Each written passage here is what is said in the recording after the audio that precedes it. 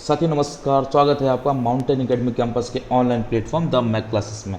मैं वापस आ गया हूं आप लोगों के बीच में ज्योग्राफी के फिर से कुछ फंडे लेकर के, और इन फंडों को हम लोग बिल्कुल बेसिक तरीके से समझेंगे। और आज इसी बीच में एक नया चैप्टर है। उसका नाम क्या है बच्चों? उसका नाम है वायुमंडल, एटमॉस्फियर, वायु का मंडल। अर्थात वायु की मंडल, हमारे जो चारों तरफ जो भी गैसीय आवरण पाया जा रहा है, हमारे चारों तरफ, हमारे पर्यावरण के चारों तरफ जो भी गैसीय आवरण पाया जा रहा है, तो बच्चों से क्या कहते हैं? उसी को क्या कहते हैं? वायुमंडल कहते हैं। क्या कहते हैं बच्चों? वायुमंडल कहते हैं। याद रखिएगा, बिल्कुल आसान भाषा में। आप जहाँ खड़े हैं उसके आसपास देखिए क्या है, आपके चारों तरफ गैस ही गैस है। उस गैस को ही क्या कहते हैं बच्चों? वायुमंडल कहते हैं। और याद रखिए कुछ इंपॉर्टेंट चीज़ें हैं इसी वायुमंडल में, और वायुमंडल को बिल्कुल बेसिक तरीके से समझेंगे हम लोग। कोई भी इसको रॉकेट साइंस है, बिल्कुल सिंपल तरीके से। बस जुड़े रहिए आप लोग मेरे साथ और देखते रहिए हमारा चैनल, और लगातार पूरा वीडियो देखिए आप लोग। बस देखते हैं, आगे बढ़ते हैं हम लोग कि पृथ्वी के वायुमंडल का औसत तापमान कितना? 15 डिग्री सेंटीग्रेड है। याद रखिएगा, पेपर में पूछा गया है, कई बार पूछा गया है कि पृथ्वी के वायुमंडल का तापमान कितना है। तो क्या बताएंगे आप लोग? फटाक से बताएंगे आंसर क्या है? 15 डिग्री सेंटीग्रेड। इसके बाद हम लोग देखेंगे बच्चों क्या कि प्रश्न आता है कि वायुमंडल में कौन कौन सी गैसें हैं, उनका संगठन क्या है, कंपोजिशन क्या है। तो इस कंपोजिशन से कई बार प्रश्न आया है बच्चों, तो आप लोग बिल्कुल निश्चिंत रहिए, बिल्कुल आसान तरीके से इसको समझेंगे। कि जो नाइट्रोजन, याद रखिए, जो नाइट्रोजन बचपन से पढ़ते आ रहे हैं कि जो वायुमंडल है, हमारा वायुमंडल, उस वायुमंडल में नाइट्रोजन जो है 78% पाया जाता है। कितना? 78% पाया जाता है। वहीं पर जो ऑक्सीजन है वो कितना परसेंट पाया जाता है बच्चों? 21% पाया जाता है। कितना? 21%। इन्होंने पॉइंट लगा दिया है, ये गलत दिखा है इसमें, आप परेशान ना होइएगा। जो ऑक्सीजन है वो कितना? 21% पाया जाता है। तो लगभग कितना हो गया? लगभग 99% हो गया। और 1% गैसों में बहुत सारी अन्य गैसें पाई जाती हैं। उन अन्य गैसों में भी कई सारी गैसें जो है बहुत महत्वपूर्ण है पेपर की दृष्टि से। अब हम लोग को उसी के बारे में बात करनी है। तो ये पहली चीज़ क्या है, याद देखिएगा, आर्गन याद करना है, कर लीजिए कि 0.9% पाई जाती है। लेकिन सबसे इंपॉर्टेंट ये दो गैसें हैं, कार्बन डाइऑक्साइड और ओजोन। प्रश्न बार बार आता है कि वायुमंडल में कार्बन डाइऑक्साइड की मात्रा कितनी है। तो आप लोग क्या बताएंगे बच्चों? आप लोग बताएंगे, फटाक से आंसर दीजिएगा कि 0.03% क्या है, वायुमंडल में कार्बन डाइऑक्साइड पाई जाती है। वहीं पर ओजोन, ओजोन ये 3 ऑक्सीजन के अणु जब मिलते हैं तब ये ओजोन का निर्माण होता है। और जो ओजोन होती है ये हमें यूवी रेस से क्या करती है? बचाती है। यूवी रेस, अल्ट्रावायलेट रेस कहाँ से जो आ रही हैं? जो सूरज से आ रही हैं, अल्ट्रावायलेट रेस जो आ रही हैं, वो हमको कौन बचाता है? ओजोन परत बचाती है। अब ऐसे में प्रश्न आ जाए कि ओजोन परत कहाँ पर पाई जाती है, किस मंडल पाई जाती है वायुमंडल की? अभी हम लोग आगे बात करेंगे, फिर भी मैं अभी यहाँ बता दे रहा हूँ, यह किस मंडल पाई जाती है? समताप मंडल, समताप मंडल में पाई जाती है बच्चों। बिल्कुल परेशान ना होइएगा। ओजोन, तो ओजोन का परसेंटेज क्या है? जिसका क्या है, ओजोन का कई सारा वेरी करता है। इसका कई किताब पढ़ेंगे तो हर किताब में आप लोग को अलग इसका डिफरेंट इसका आंसर मिलेगा। तो क्या आप लोग बताएंगे? पहले याद रखिए, सबसे जो मान्य आंसर है वो क्या है? 0.0003%, 0.40 और 3% क्या है? ये ओजोन है। याद रखिएगा, ऐसे ये ओजोन है। नेक्स्ट देखते हैं हम लोग,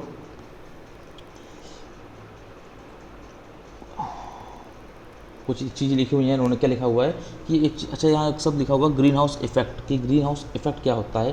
तो इस ग्रीन हाउस इफेक्ट को बिल्कुल आसान तरीके से समझाता हूँ कि पृथ्वी के वायुमंडल का जब औसत तापमान बढ़ जाए, पृथ्वी के वायुमंडल का जब भी औसत तापमान बढ़ जाए, तो इसी तापांतर को, इसी जो औसत तापमान बढ़ा है, इसी औसत तापमान के बढ़ने को क्या कहा गया बच्चों? इसी को कहा गया ग्रीन हाउस इफेक्ट। बिना किसी हेडक के आप लोग को बिल्कुल ये पढ़ना है क्या कि ग्रीन हाउस इफेक्ट क्या होता है। सिंपल से एग्जाम्पल इसको देना है तो ग्रीन हाउस इफेक्ट का उदाहरण क्या देंगे कि आप मान लीजिए गर्मी में जा रहे हैं और अपनी कार में जा रहे हैं। तो कार में आप बैठे हुए हैं, अचानक से आपकी कार बंद हो गई, अब आप कार के अंदर हैं। तो उस कार के अंदर कितनी हीट आ जाएगी? बाहर से हीट तो कार के अंदर आ गई, लेकिन कार के अंदर से जो हीट है वो बाहर नहीं जा पा रही है। अर्थात ये आपकी जो कार है, ये जो आपकी कार है, इस कार में बाहर से तो हीट आ गई, लेकिन अंदर से हीट बाहर नहीं जा रही, जिस कारण से क्या होता है, आपको अंदर बहुत सारी गर्मी लगती है। बस यही सिंपल्स क्या होता है, ग्रीन हाउस इफेक्ट का उदाहरण होता है। नेक्स्ट देखते हैं हम लोग, ग्रीन हाउस इफेक्ट क्या बताएंगे आप लोग कि पृथ्वी के वायुमंडल के औसत तापमान में वृद्धि ही क्या कहलाता है बच्चों? क्या कहलाता है? ग्रीन हाउस इफेक्ट कहलाता है। ग्रीन हाउस इफेक्ट कहलाता है। देखते हैं। और हम लोग की इसमें प्रश्न आता है कि ग्रीन हाउस गैसेस, कई बार प्रश्न आया है कि इसमें से कौन कौन सी ग्रीन हाउस गैसें हैं, तो याद रखिए, फटाक से आंसर दीजिएगा। प्रश्न आ जाए सबसे ज़्यादा ग्रीन हाउस गैस कौन सी है, तो क्या बताएंगे आप लोग? Carbon dioxide. बच्चों क्या कार्बन डाइऑक्साइड क्या है? सबसे बड़ी ग्रीन हाउस गैस है, सबसे बड़ी ग्रीन हाउस गैस है, ये सबसे ज़्यादा ग्लोबल वार्मिंग करती है। इसके बाद बच्चों क्या है? नाइट्रस ऑक्साइड, जलवाष्प मीथेन। प्रश्न आ जाए, लेकिन याद रखिएगा कि कौन सी गैस सबसे ज़्यादा उत्तरदायी है ग्लोबल वार्मिंग के लिए। प्रश्न आ जाए, यहाँ पर एक शब्द आ जाए कि ग्लोबल वार्मिंग, सॉरी, कि ग्लोबल वार्मिंग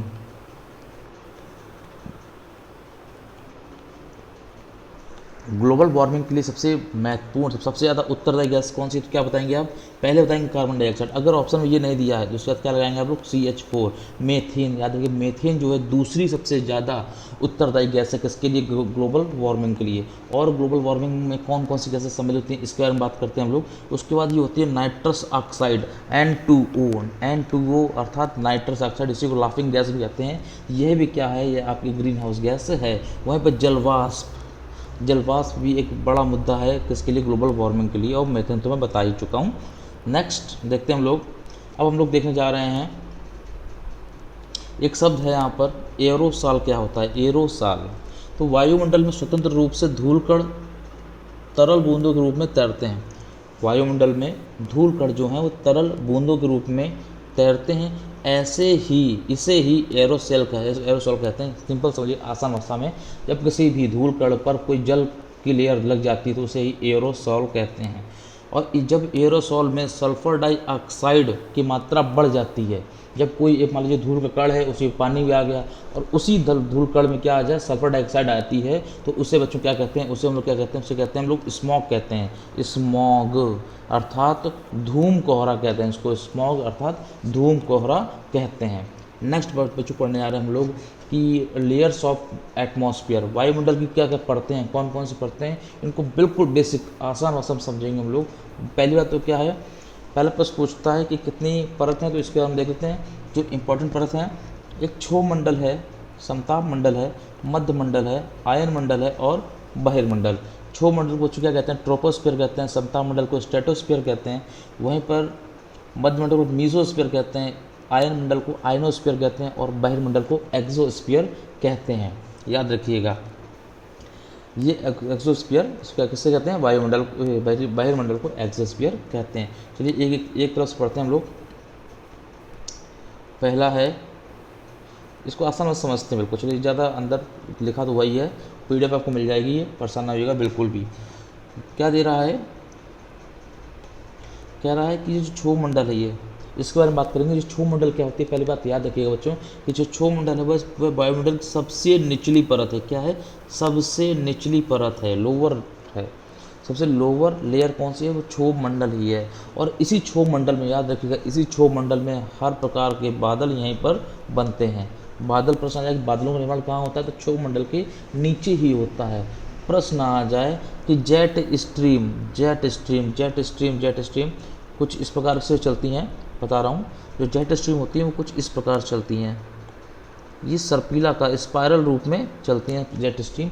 प्रश्न आ जाए कि जेट स्ट्रीम कहाँ चलती हैं बच्चों, तो यह भी कहाँ चलती हैं बच्चों? कहाँ चलती हैं? क्षोभ मंडल में चलती हैं। प्रश्न आ जाए कि किसी सभी प्रकार की मौसमी घटनाएं कहाँ घटित होती हैं बच्चों, तो क्या बताएंगे आप लोग? सभी घटनाएं कहाँ पर होती हैं? क्षोभ मंडल में होती हैं।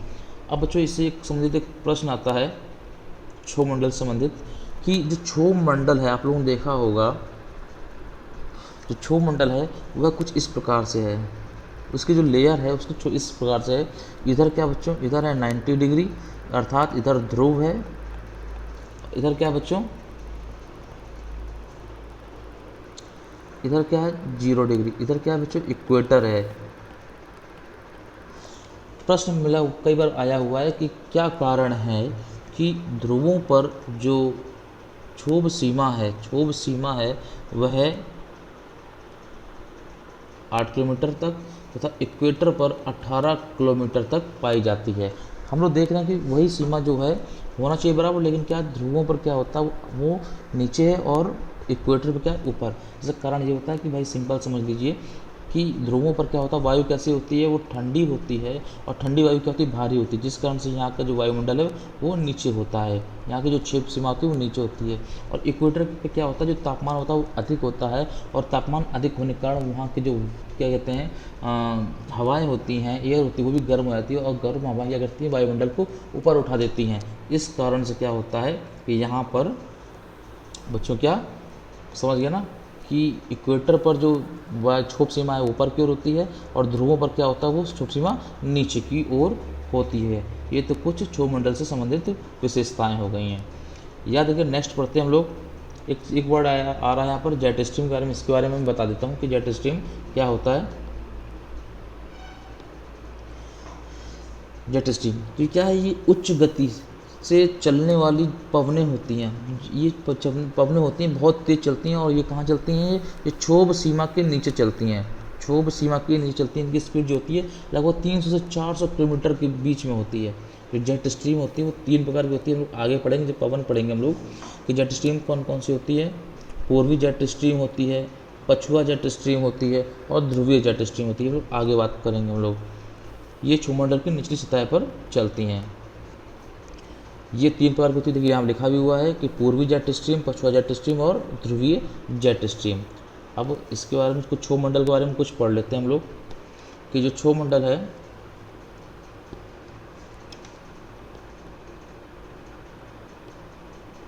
एक सेकेंड,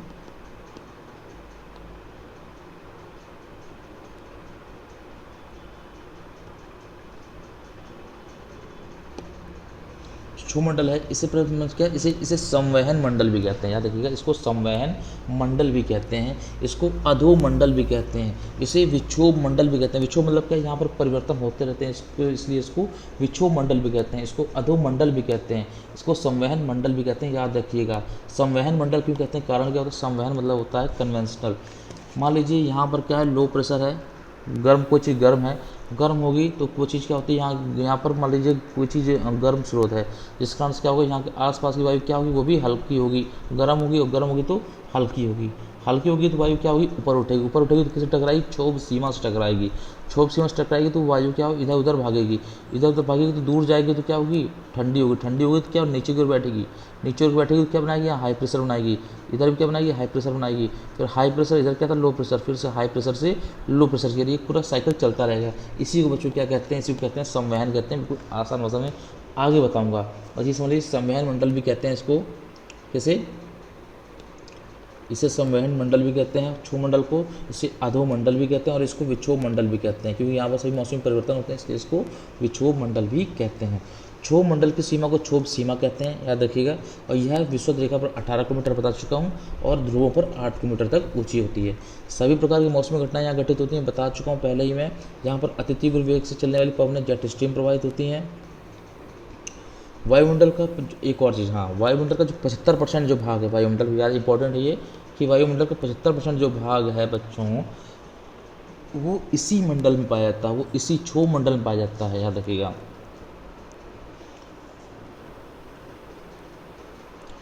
वायुमंडल 97% हिस्सा 29। एक और चीज़ है कि वायुमंडल का प्रश्न आया हुआ है, इंपॉर्टेंट प्रश्न है, डायरेक्ट क्वेश्चन आया हुआ है कि वायुमंडल का 97% भाग 29 किलोमीटर तक ऊंचाई तक ही पाया जाता है। क्या 29 किलोमीटर ऊंचाई तक ही पाया जाता है। वायुमंडल में निचली सतह पर, वायुमंडल में निचली सतह पर भारी एवं, मतलब ये कहना क्या चाह रहे हैं कि जो वायुमंडल है, वायुमंडल की जो निचली सतह है, यहाँ पर भारी गैस पाई जाती हैं, तथा ऊपरी सतह पर क्या है, हल्की गैसें पाई जाती हैं।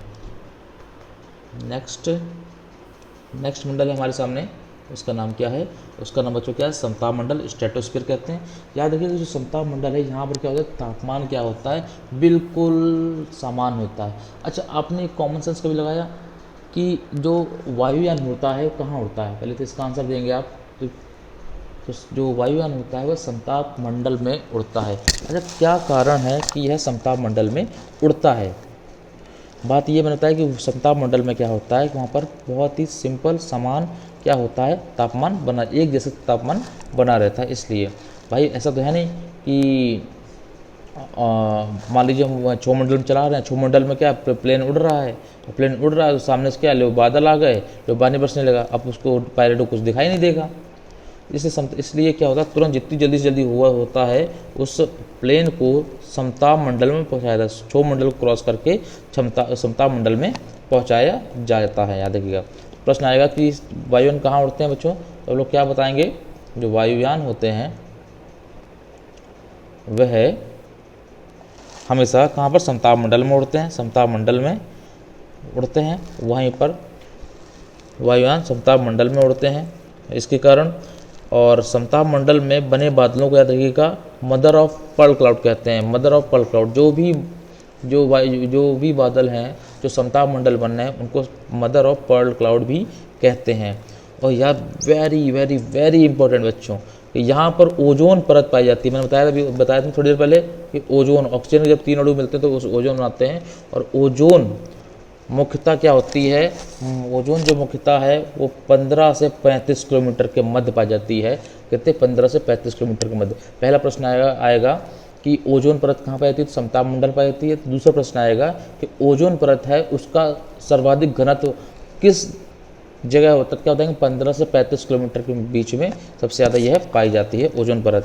तीसरा प्रश्न आएगा कि ओजोन परत करती क्या है, तो ओजोन परत क्या करती है, पराबैंगनी किरणों से हमको बचाती है, पराबैंगनी किरणों से हमको बचाती है। प्रश्न आएगा कि नेक्स्ट आता है कि ओजोन की मोटाई, ओजोन परत है उसकी मोटाई मापी किस में जाती है, तो क्या बताएंगे, डाप्सन में।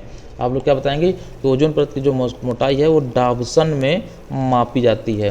किस में, डाप्सन में मापी जाती है। नेक्स्ट है कि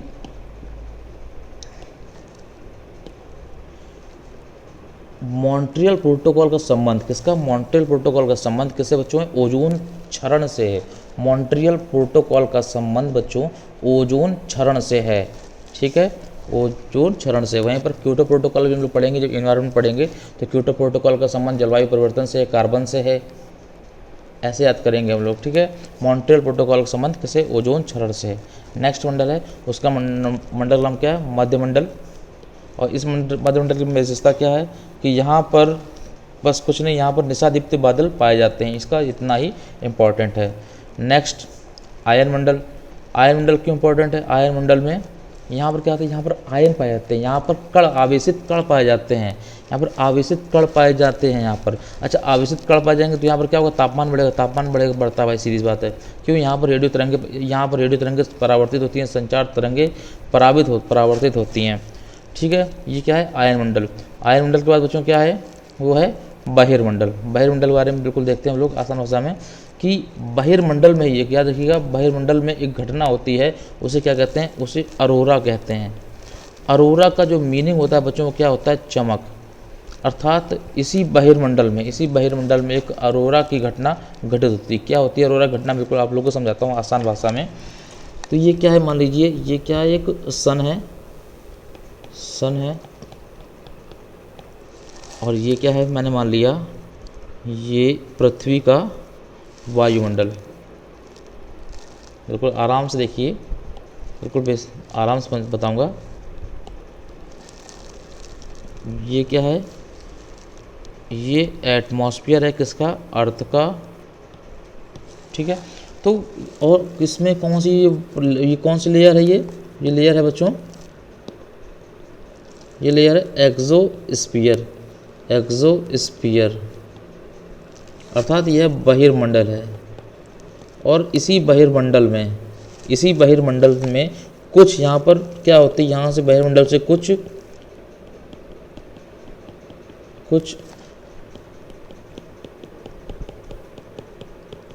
इलेक्ट्रोमैग्नेटिक वेव्स निकलती हैं। क्या निकलती है बच्चों, इलेक्ट्रोमैग्नेटिक वेव्स निकलती हैं। पृथ्वी के वायुमंडल के बहिर्मंडल से कुछ विद्युत चुंबकीय तरंगें निकलती हैं। वहीं पर सूर्य से भी कुछ तरंगें निकलती हैं, सूर्य से भी कुछ सौर विकिरण निकलते हैं। और जब ये इलेक्ट्रोमैग्नेटिक वेव और ये आपकी इधर क्या है, सौर विकिरण जब आपस में मिलती हैं, तो इसमें क्या उत्पन्न होता है, इसमें एक ब्लास्ट उत्पन्न होता है, कह सकते हैं ब्लास्ट नहीं कह सकते हैं, छोटे छोटे क्या उत्पन्न होते हैं, चमक उत्पन्न होती है, चमक उत्पन्न होती है इस जगह। तो ये जो चमक उत्पन्न हो रही है तो ये क्या कहलाती है बच्चों, ये चमक क्या कहलाती है बच्चों, यही चमक क्या कहलाती है, अरोरा कहलाती है। और जब इसी अरोरा को बच्चों हम लोग, जब इसी अरोरा को बच्चों हम लोग कहाँ से, उत्तरी, ये क्या है बच्चों, ये नॉर्थ है, ये नॉर्थ हेमिस्फीयर और ये साउथ हेमिस्फीयर। जब इसी चमक को बच्चों हम लोग उत्तरी ध्रुव पर देखें हैं, पृथ्वी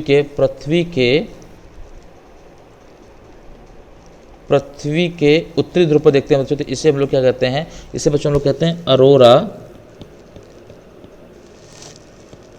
बोरियालिस। कहाँ बच्चों, अरोरा बोरियालिस कहाँ पर घटना होती है, प्रश्न आया अरोरा बोरियालिस की घटना किस ध्रुव पर होती है, तो क्या बताएंगे आप लोग, अरोरा बोरियालिस की घटना उत्तरी ध्रुव पर होती है। तो दक्षिणी ध्रुव पर कौन सी घटना होगी, तो यहाँ पर जो होते हैं अरोरा ऑस्ट्रेलिस, यहाँ पर अरोरा ऑस्ट्रेलिस की घटना घटित होती है। कहाँ पर, दक्षिणी गोलार्ध पे, दक्षिणी गोलार्ध में या दक्षिणी ध्रुव पर कह सकते हैं कि पृथ्वी के दक्षिणी ध्रुव पर कौन सी घटना घटित होती है, तो यहाँ पर अरोरा ऑस्ट्रेलिस की घटना घटित होती है। ये तो हो गया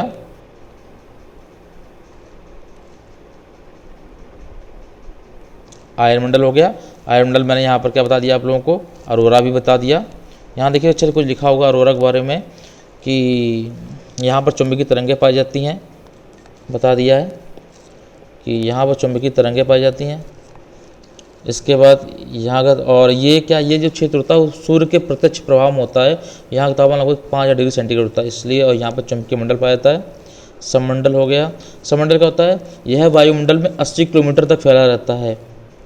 यहाँ पर जो गैसों का अनुपात होता है समान होता है, इसलिए इसको क्या कहते हैं, क्या कहते हैं, इसको सममंडल कहते हैं। और इस सममंडल में क्षोभ मंडल, समताप मंडल व मध्यमंडल 3 मंडल आते हैं, ट्रोपोस्फीयर, स्ट्रेटोस्फीयर और मेसोस्फीयर। प्रश्न आ जाए कि सममंडल का निर्माण कैसे कैसे मिलकर होता है, ट्रोपोस्फीयर, स्ट्रेटोस्फीयर और मेसोस्फीयर से मिलकर होता है। वहीं पर प्रश्न आता है कि विषममंडल का निर्माण कैसे कैसे मिलकर होता है, तो क्या बताएंगे कि यह बहिर्मंडल और क्या कहता है आयनमंडल से मिलकर बना माना, ये क्या होता है, मिलता है।